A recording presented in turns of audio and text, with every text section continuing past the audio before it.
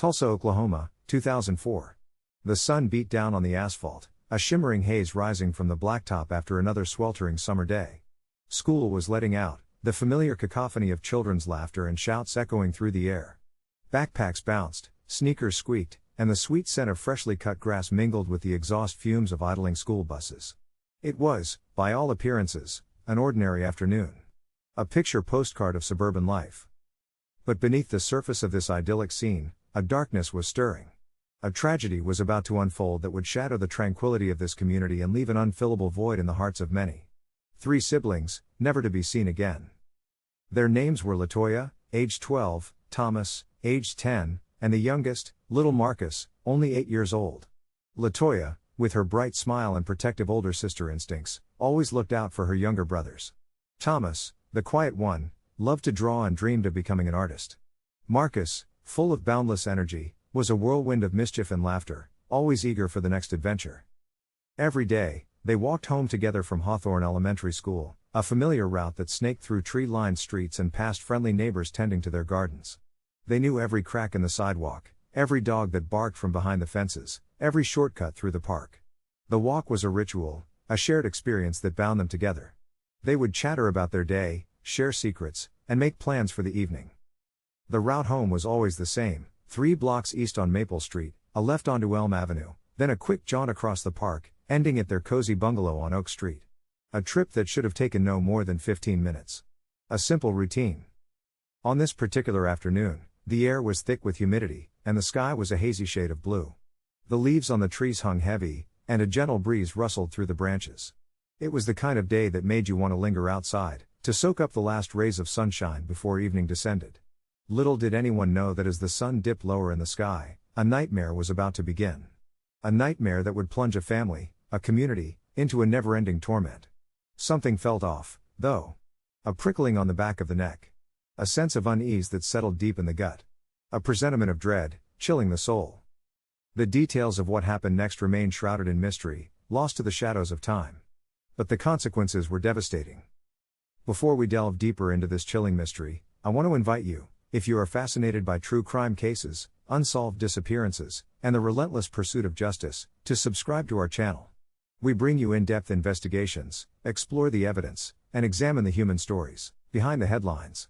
Cases like the baffling disappearance of the Beaumont children in Australia, the chilling unsolved murders in the Hinterkaifeck farm in Germany, and the perplexing case of the Sodder children Christmas night fire. Here, we treat these stories with the respect and sensitivity they deserve, remembering that behind every case are real people, real lives, and real families who are still searching for answers. We are committed to responsible storytelling, and we strive to bring you the facts, the theories, and the ultimate truth. Join us as we unravel the twists and turns of this tragic case, the shocking arrest that stunned the community, and the long-awaited closure that finally brought some measure of peace. The sun, still holding some of its summer warmth, cast long shadows across the sidewalks of Tulsa that afternoon. It was September 2004. Nelly Furtado's Promiscuous was climbing the charts, and flip phones were the height of cool. For Irene and her children, though, September 21st was just another Thursday. Her 3 children, Latoya, 11, Tony, 9, and Rayvon, 8, attended school at nearby Hamilton Elementary. The walk home was a familiar routine, a well-trodden path of cracked pavement and leafy trees. Latoya, the eldest, took her role as a guardian seriously. Tony, always full of energy, likely raced ahead, kicking up stray pebbles. Rayvon, the youngest, probably struggled to keep up, his small hand clasped tightly in Latoya's. Their route took them past the corner store, often filled with the tantalizing aroma of popcorn chicken, a treat they could only dream of on their limited allowance. They usually cut through the park, a brief expanse of green where swings hung motionless in the late afternoon air. That day, like any other, the school bell signaled the end of classes. Children spilled onto the playground, backpacks bouncing, voices echoing with the freedom of the afternoon. Latoya, Tony, and Rayvon joined the throng, eager to return home. Little did they know, this ordinary afternoon held an extraordinary darkness. Irene expected them home around 3:30 p.m. When 4 p.m. came and went without a sign of her children, a knot of worry began to tighten in her stomach. She initially dismissed it as children being children, perhaps they'd stopped to play at a friend's house. But as the minutes stretched into an hour, that familiar worry morphed into a gnawing unease. She started with the obvious, calling neighbors, then friends, each conversation ending with the same disheartening answer: no, they hadn't seen them. The knot in her stomach twisted tighter, now laced with a cold, prickling fear. Irene started retracing their usual route, her footsteps quickening with each block.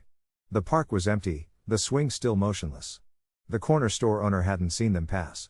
As dusk began to settle, casting long, distorted shadows, a primal fear began to claw at her. The sun dipped below the horizon, painting the sky in hues of orange and purple, a beautiful spectacle that offered no comfort. The walk home, once a familiar comfort, became a landscape of lurking dread. The hours blurred into a sleepless night, punctuated by frantic phone calls and desperate prayers. Irene knew, with a certainty that chilled her to the bone, that something was terribly wrong. She couldn't shake the feeling that something evil had snatched her children. Their usual path home, normally a place of comfort and predictability, now seemed fraught with unseen dangers. What had happened to them on that familiar stretch of sidewalk? Had someone been watching? Had they encountered a stranger? Irene's mind raced, filling with every parent's worst nightmare. The police were called, and the search began, but the initial hours yielded nothing, only the chilling silence of unanswered questions. The disappearance of the three siblings sent shockwaves through Tulsa, Oklahoma. The tight-knit community, usually a haven of neighborly warmth and shared experiences, was suddenly shrouded in fear and uncertainty. It was a fear that gnawed at the edges of everyday life, transforming familiar streets into unsettling landscapes of unanswered questions. The carefree days of children playing outside, of families gathering on porches, were replaced by a palpable anxiety. The immediate response from the community was nothing short of extraordinary. Neighbors, friends, and even complete strangers rallied together, driven by a shared sense of urgency and a profound desire to help. Volunteer search parties were organized, combing through parks, wooded areas, and abandoned buildings, tirelessly calling out the children's names. The faces of the searchers were etched with worry, their voices hoarse from hours of searching under the Oklahoma sun. Flyers, adorned with the smiling faces of the missing siblings, were plastered on every lamppost, storefront window, and community bulletin board. The images served as a constant reminder of the tragedy that had befallen the town, a silent plea for information, for any clue that could lead to their safe return. Local businesses donated supplies, providing food and water for the searchers, while community centers opened their doors as temporary headquarters for the massive search operation. Candlelight vigils became a nightly occurrence, drawing crowds of mourners who gathered to offer prayers and express their solidarity with the grieving family. The flickering flames of the candles cast long shadows, illuminating the faces of those who stood vigil, their expressions a mix of hope and despair. The air was thick with emotion, a shared sense of loss that transcended individual differences and united the community in their grief. Fundraising efforts were launched, to support the family and to provide resources for the ongoing search. Car washes, bake sales, and benefit concerts were organized, each event a testament to the community's unwavering commitment to finding the missing children. Local churches and community organizations played a vital role in providing comfort and support to the family, offering counseling services and a listening ear during their darkest hours. The outpouring of support was a beacon of light in a time of profound darkness, a testament to the resilience and compassion of the human spirit. The community held its breath, hoping against hope for a miracle. The media's arrival intensified the situation. The siblings' disappearance cast a long, dark shadow over Tulsa, stretching across the years like a persistent, unwelcome guest. The initial flurry of activity, the intense media scrutiny, and the unwavering hope slowly began to fade. As leads dried up and the sheer passage of time eroded the possibility of finding fresh clues, the case gradually slipped into the dreaded category, cold. The vibrant missing persons posters, once plastered across every lamppost and storefront, became faded and tattered reminders of a tragedy that refused to yield its secrets. Life, as it always does, continued in Tulsa. Children still walked home from school, albeit with a heightened sense of awareness and perhaps a tighter grip on their friends' hands. The once carefree atmosphere of the neighborhood was subtly altered, replaced by a quiet undercurrent of anxiety and a lingering sense of vulnerability. The memory of the missing siblings lingered in the air, a constant reminder of the fragility of life and the enduring pain of the unknown. The years passed in a monotonous cycle of hope and despair. Anniversaries of the disappearance came and went, marked by somber vigils and renewed appeals for information. The family, understandably, remained steadfast in their pursuit of answers, tirelessly advocating for their children and refusing to let their memory fade. They clung to the belief that one day, they would finally learn the truth, no matter how painful it might be. But as time wore on, the resources dedicated to the case dwindled. Detectives moved on to new assignments, and the investigation was relegated to the back burner, occasionally revisited but never fully resolved. The files grew thicker, filled with dead ends, unconfirmed sightings, and unanswered questions. The hope of finding the siblings alive diminished with each passing year, replaced by a grim determination to at least bring those responsible to justice. Despite the overwhelming odds, a small group of dedicated detectives refused to give up. They meticulously reviewed the evidence, re-interviewed witnesses, and explored every conceivable angle, driven by a deep sense of commitment to the family and a desire to solve the mystery. They understood that cold cases were often the most challenging, requiring patience, persistence, and a willingness to think outside the box. These detectives knew that advancements in forensic technology offered a glimmer of hope. New techniques in DNA analysis, digital forensics, and crime scene reconstruction could potentially unlock clues that were previously inaccessible. They tirelessly pursued these leads, hoping that one day, a scientific breakthrough would provide the breakthrough they needed. They knew that even the smallest piece of evidence could be the key to unraveling the entire mystery, bringing closure to a community and justice for 3 missing children. The detectives pressed on, through the years, knowing the chance for resolution, though thin, was still there. The weight of those missing years pressed heavily on everyone involved.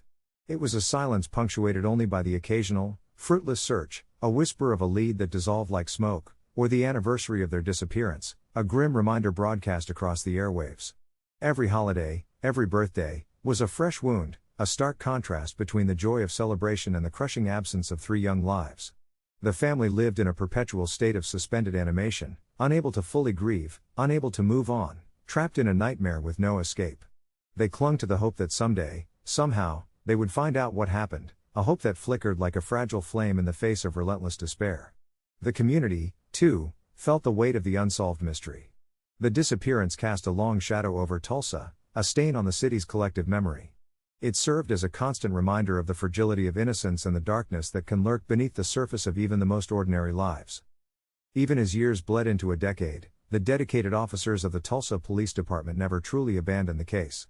They knew that cold cases, however daunting, were not unsolvable. They understood that time could be both an enemy, eroding evidence and memories, and an ally. As allegiances shifted, new technologies emerged, and secrets became harder to keep. Detectives meticulously reviewed the original files, poring over every piece of evidence, every witness statement, every potential lead, no matter how insignificant it might have seemed at the time. They re-interviewed witnesses, hoping that memories might have been jogged or that individuals who were previously reluctant to speak might now be willing to come forward. They tirelessly pursued any new leads, no matter how tenuous, driven by a relentless determination to find answers and bring closure to the family. They embraced advancements in forensic technology, submitting old evidence for new analysis, hoping that DNA testing or other scientific techniques could provide a breakthrough. The detectives knew that the passage of time made their work even more challenging, but they refused to give up hope, driven by a deep sense of responsibility and a commitment to justice. Their work was a testament to the enduring power of human compassion and the unwavering belief that no case is ever truly closed. The family, understandably, became the focal point of much attention, both from law enforcement and the media. They were understandably guarded, their grief a raw and open wound. The parents, in particular, carried the immense burden of not knowing, their days consumed by searching, pleading, and praying for any information that might lead to their children's safe return. The strain was visible, etched into their faces, their voices weary with exhaustion and sorrow. Yet, amidst their pain, they displayed remarkable resilience, maintaining a public face of strength and determination, refusing to let the hope die. They spoke to the media, recounting their children's lives, sharing their memories, and appealing to anyone who might have information to come forward. They endured countless interviews, reliving the nightmare over and over again, all in the hope that it might spark a memory, a clue, anything that could lead to a breakthrough. They attended vigils, organized searches, and never stopped advocating for their children, their unwavering love a beacon in the darkness. Their unwavering dedication to finding their children became their defining characteristic. Detective Ray Miller stood out among the law enforcement officials dedicated to the case. A seasoned veteran with years of experience, he possessed a unique blend of empathy and tenacity.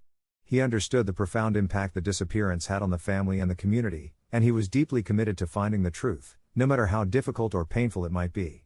He immersed himself in the details of the case, spending countless hours reviewing the files, interviewing witnesses, and pursuing leads. He was known for his meticulous approach, his attention to detail, and his ability to connect with people, earning the trust of those he interviewed. He was also a relentless investigator, refusing to let leads go cold, pushing for new avenues of investigation, and never giving up hope. His dedication was infectious, inspiring his colleagues and earning the respect of the community. He understood the importance of bringing closure to the family, not just for their sake, but for the sake of justice.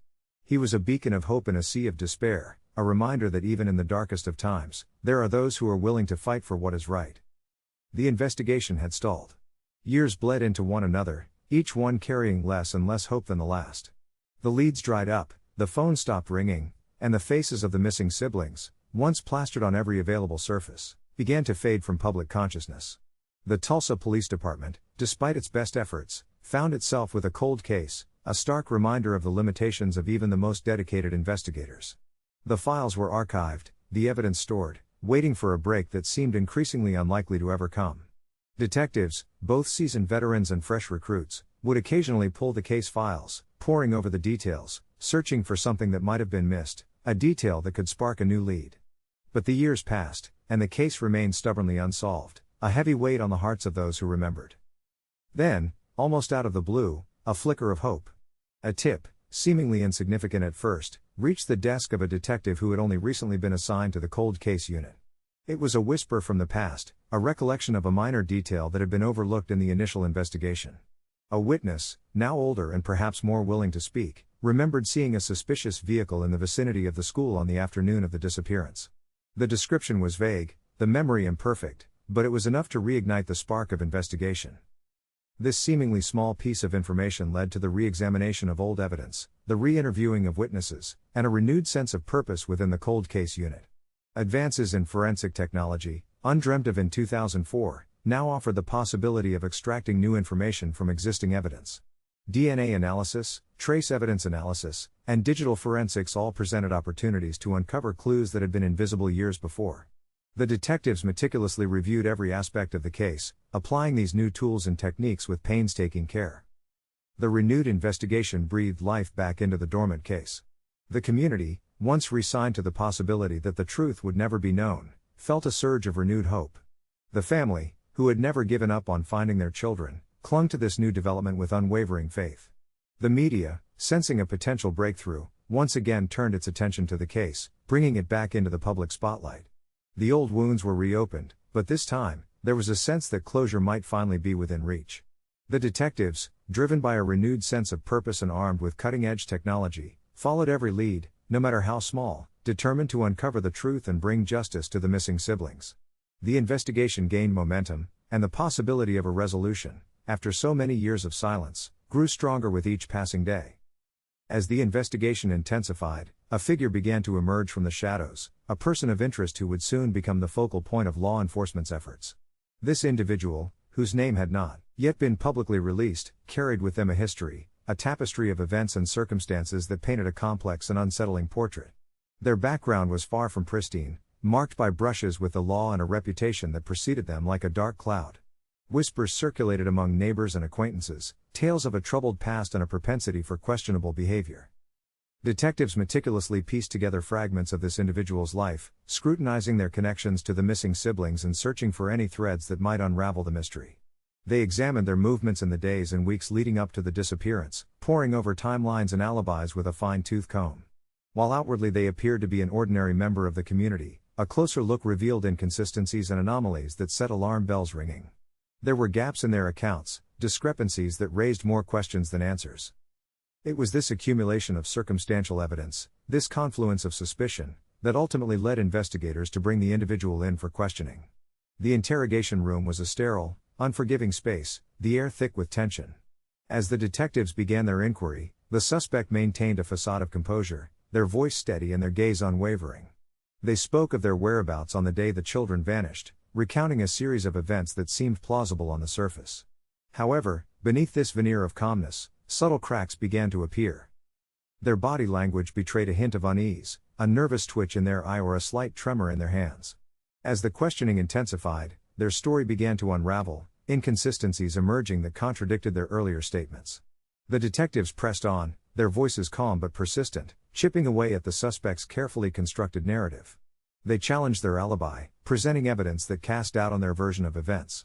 The suspect grew increasingly agitated, their denials becoming more vehement, their composure finally cracking under the pressure. Red flags went up as the suspect became evasive, deflecting direct questions and offering vague, ambiguous responses. They seemed to be hiding something, shielding a truth that they desperately wanted to keep buried. The detectives, seasoned veterans of countless interrogations, sensed that they were getting closer to the heart of the matter. They continued to probe, using a combination of direct questioning and psychological tactics to expose the inconsistencies in the suspect's story. The hours stretched on, the interrogation room becoming a battleground of wills. The suspect shifted between defiance and despair, their emotions ranging from anger to fear. And then, the moment came. A subtle slip of the tongue, a fleeting expression of guilt, a crack in the wall that finally revealed what lay hidden beneath. The detectives pounced, seizing on this vulnerability and pressing the suspect even harder. The truth, it seemed, was about to emerge. The tension in the room thickened as the questioning went on, a silent battle of wits waged. The arrest sent shockwaves through Tulsa. After years of searching, of holding on to the faintest glimmer of hope, the news was almost too much to process. It was a strange mixture of emotions that washed over the community, relief that there might finally be answers, anger that someone could commit such a heinous act, and disbelief that this long nightmare might finally be coming to an end. The initial reaction was muted, almost hesitant.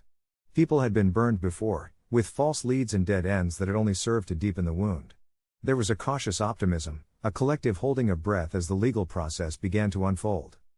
The local news stations were abuzz, broadcasting continuous updates on the arrest and the charges against the suspect.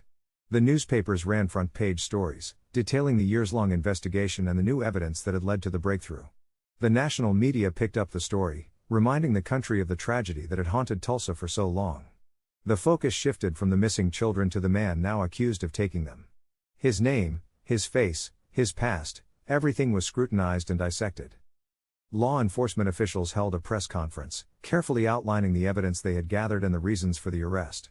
They were careful not to release too many details, mindful of the ongoing investigation and the need to protect the integrity of the upcoming trial.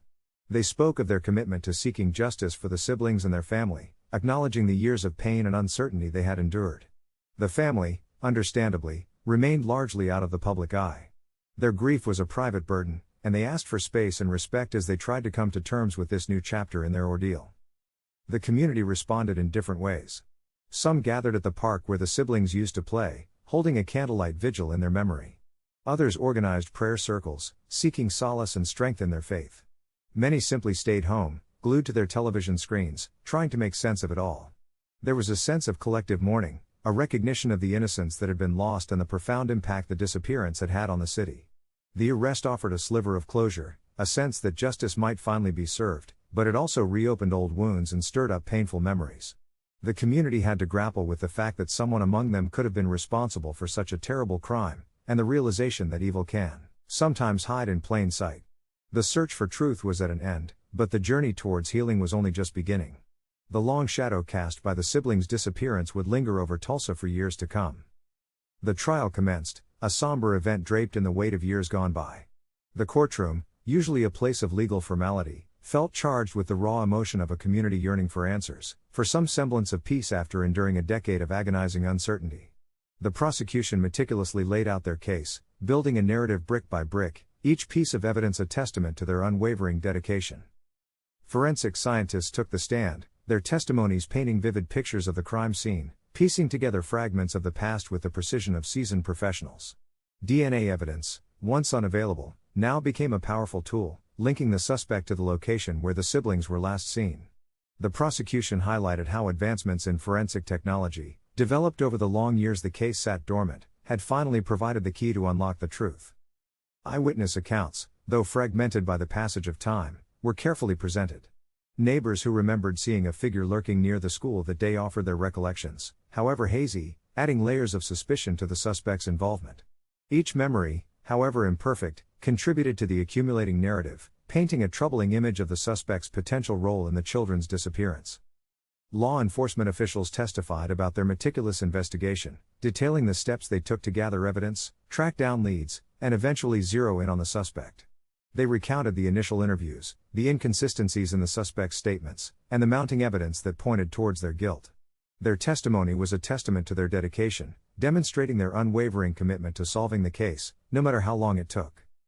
The prosecution presented a compelling timeline of events, carefully constructing a scenario that placed the suspect at the scene of the crime, with the motive and opportunity to carry out the unthinkable. They argued that the evidence, when considered as a whole, left no room for reasonable doubt, demonstrating the suspect's guilt beyond any shadow of a question. The defense, however, was prepared to challenge every aspect of the prosecution's case. Their strategy was built around the concept of reasonable doubt, aiming to poke holes in the evidence, question the credibility of the witnesses, and create an alternative narrative that exonerated their client. They began by questioning the reliability of eyewitness accounts, highlighting the fallibility of memory and the potential for bias. They argued that the passage of time had likely distorted recollections, rendering them unreliable as evidence. 667 words. The jury's deliberation was a period of excruciating tension. The courtroom, usually bustling with activity, fell into an almost unnerving silence. Family members, detectives who had dedicated years to the case, and even reporters held their breath, suspended in a state of agonizing anticipation. Each tick of the clock seemed to amplify the weight of the decision hanging in the balance. The air crackled with unspoken prayers and silent pleas for justice. Time seemed to stretch into an unbearable eternity. The waiting was a torment, a mental gauntlet that tested the limits of everyone present. Every rustle of paper, every cough, every whispered conversation felt like an intrusion, a disturbance to the profound gravity of the moment. Finally, the word arrived: the jury had reached a verdict. A collective gasp swept through the courtroom as everyone braced themselves. The tension was almost palpable as the jurors filed back into their seats, their faces betraying nothing. The clerk of the court stood, a somber figure in the charged atmosphere, and formally requested the verdict. A hush fell over the room as the foreperson of the jury rose, their hand trembling slightly as they held the document containing the culmination of weeks of testimony and evidence. In a clear, steady voice, the foreperson read the verdict: guilty. A wave of emotion crashed over the courtroom. Relief, sorrow, anger, and a sense of profound closure mingled in the air.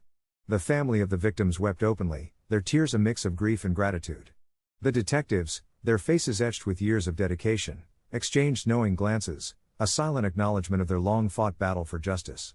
The suspect, standing stoically, showed little outward emotion as the weight of the verdict settled upon them. The verdict marked the end of a long and arduous journey, a moment of reckoning after years of uncertainty and pain. While it could not bring back the lives that were lost, it offered a measure of accountability and a sense of resolution to a community that had long suffered. The sentencing hearing followed, a final chapter in this tragic story. The courtroom was once again filled with a heavy atmosphere as the judge prepared to deliver the sentence. Victim impact statements were read, offering powerful and heart-wrenching accounts of the enduring pain and suffering caused by the crime. Family members spoke of the void left by the loss of their loved ones, the dreams that were shattered, and the enduring scars that would never fully heal. Their words resonated deeply, underscoring the devastating consequences of the crime and the profound need for justice. The judge, after carefully considering the evidence, the victim impact statements, and the arguments presented by both sides, handed down the sentence: life imprisonment. The punishment reflected the severity of the crime and the lasting impact on the victims and the community. With the sentencing, a sense of finality settled upon the case. While the pain of loss would undoubtedly endure, the legal process had run its course, and a measure of justice had been served. The courtroom emptied slowly, leaving behind a silence that spoke volumes about the tragedy that had unfolded and the long road to healing that lay ahead. The community could finally begin to collectively grieve and to rebuild, forever marked by the events of the past, but also strengthened by their shared experience and their unwavering pursuit of justice. The case served as a stark reminder of the fragility of life and the enduring power of hope. The trial had concluded, the gavel had fallen, and the sentencing had been delivered. The legal proceedings, the evidence meticulously presented, the emotional testimonies, all had culminated in a definitive judgment. But the end of the trial marked not an end, but rather a new beginning, a tentative step forward on the long and arduous path toward healing. For the family, the verdict offered a measure of closure, a validation of their years of unwavering hope and tireless advocacy.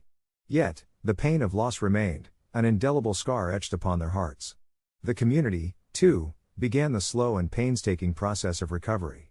The collective trauma of the disappearance, the years of uncertainty, and the shocking revelation of the truth had left a deep wound in the collective psyche of Tulsa. Support groups emerged, offering a safe space for individuals to share their grief, their anger, and their fears. Counselors provided professional guidance, helping people navigate the complex emotions that surfaced in the aftermath of the trial. Community initiatives were launched, aimed at fostering a sense of unity and resilience. Local churches and organizations played a crucial role in providing comfort and resources to those in need. The healing process was not linear, there were setbacks and moments of despair. But slowly, gradually, the community began to rebuild, stronger and more united than before. The family, while forever changed by the tragedy, found solace in the outpouring of support and in their shared memories of the siblings. They dedicated themselves to honoring the lives of their lost loved ones, ensuring that their story would never be forgotten. In the wake of the tragedy, the community grappled with the question of how to best remember the siblings. How could they create a lasting tribute that would honor their lives and legacy? The answer came in many forms. A memorial garden was established in a local park, a serene sanctuary where visitors could reflect on the lives of the siblings and find solace in the beauty of nature. A scholarship fund was created in their name, providing opportunities for young people to pursue their dreams and make a positive impact on the world.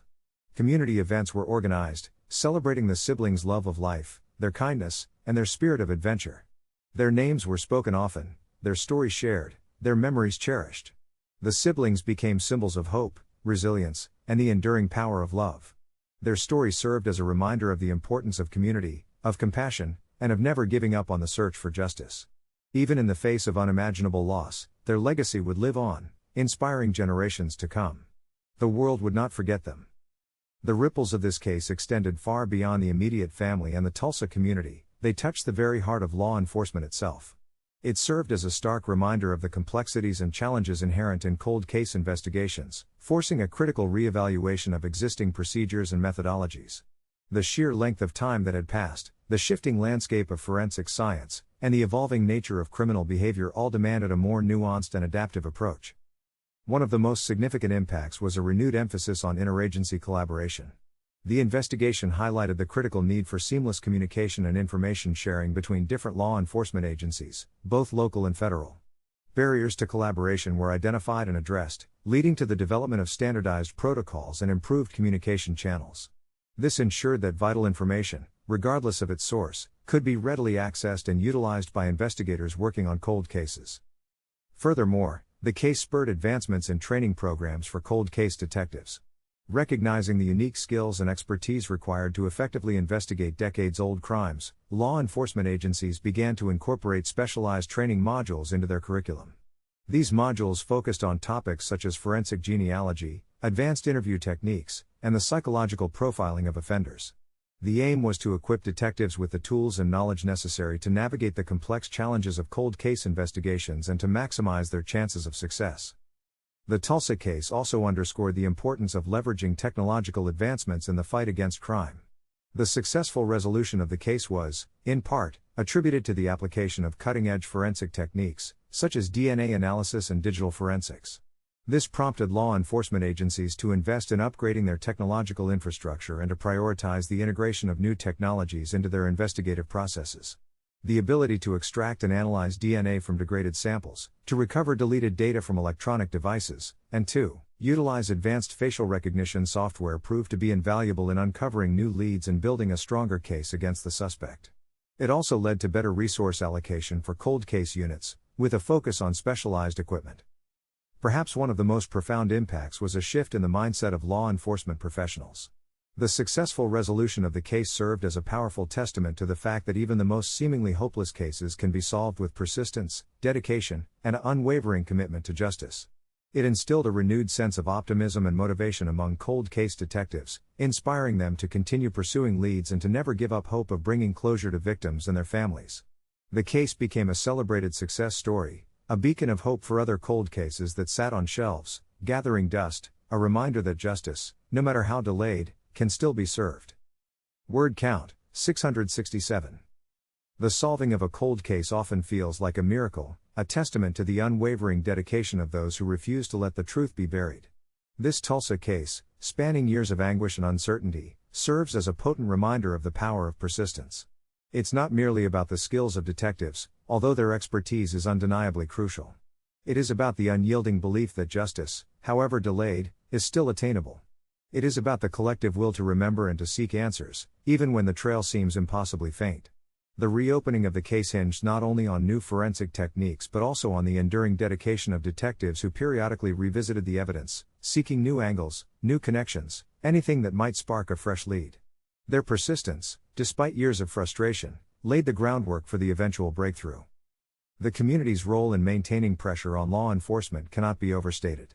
The family's tireless advocacy, their relentless pursuit of answers, and the unwavering support from friends and neighbors, all played a critical role in keeping the case alive in the public consciousness.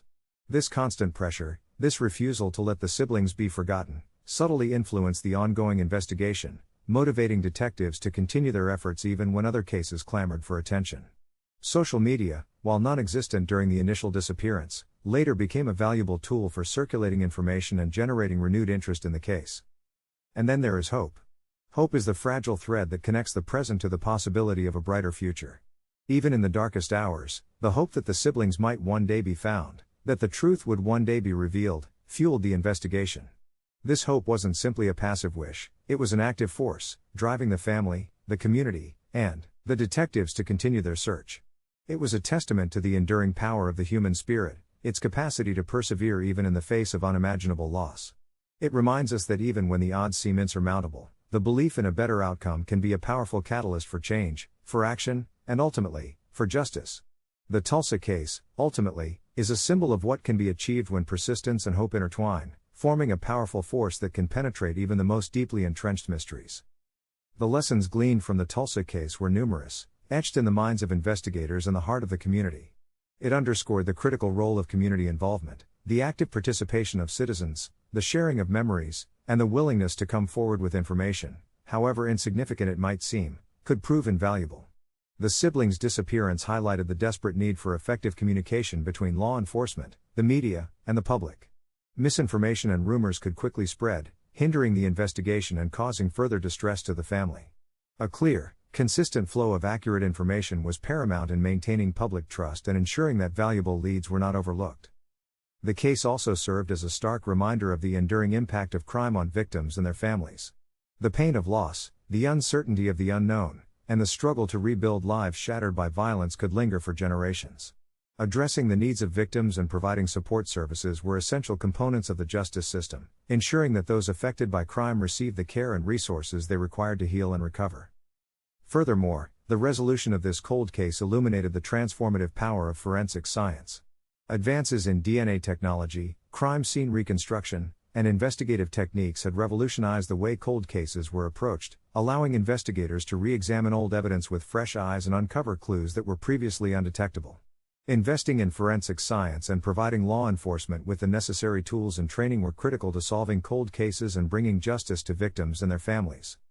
Even with the arrest and conviction, a shadow of the unknown lingered, a persistent echo of the siblings' final moments. While justice had been served, closure achieved, some questions might forever remain unanswered. What were their last words? Did they suffer? Was there a moment of hope, a desperate plea for help that went unheard? These questions, unspoken yet ever present, cast a pall over the hard-won victory.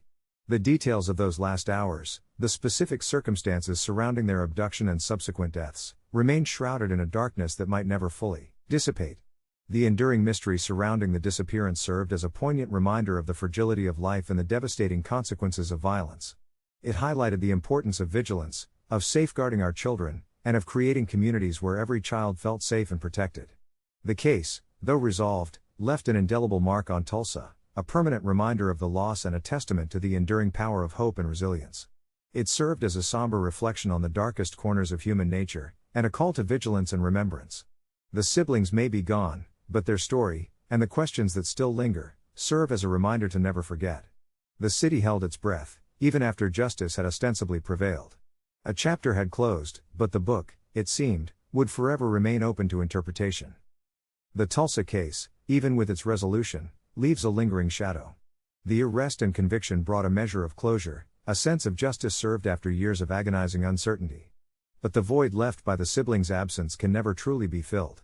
Their laughter, their dreams, their potential, all stolen on that seemingly ordinary afternoon. We are left to reflect on the fragility of life and the enduring power of hope in the face of unimaginable loss. The weight of their story reminds us to cherish our loved ones and to remain vigilant in our communities, always looking out for those who may be vulnerable. The family, forever scarred by this tragedy, deserves our deepest sympathy and respect.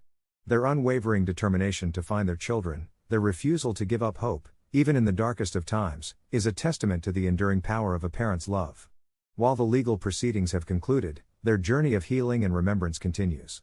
May they find solace in the memories of their children and in the knowledge that their story has touched so many lives. This case serves as a stark reminder of the challenges faced by law enforcement in investigating cold cases. The passage of time, the fading of memories, the loss of evidence, all contribute to the difficulty of solving these complex mysteries. Yet, the dedication and persistence of the detectives involved in this case demonstrate that even the most seemingly insurmountable obstacles can be overcome with unwavering commitment and the application of innovative techniques. It highlights the critical need for continued investment in cold case units and the development of new forensic technologies to help bring justice to victims and closure to their families. While this particular chapter has reached its conclusion, it is important to remember that countless other families continue to grapple with the pain of unsolved disappearances and murders. Their stories deserve to be heard, their cases deserve to be investigated, and their loved ones deserve justice. And so, as we reflect on this Oklahoma cold case finally solved, we are left with a renewed sense of the importance of persistence, hope, and community in the pursuit of justice. It is a story of loss, grief, and the enduring human spirit to persevere through adversity. Thank you for watching. If you found this story compelling, please subscribe to our channel for more in-depth explorations of true crime mysteries. Your support helps us continue to bring awareness to these important cases and to honor the memories of the victims. Please like this video and leave a comment below with your thoughts on the case. We encourage you to check out another video on our channel about a similar case of a long unsolved missing person. The link is in the description. By supporting true crime journalism, you are helping to keep these stories alive and to ensure that justice is served. Remember, every unsolved case represents a family still searching for answers, and we must never give up on the pursuit of truth and closure.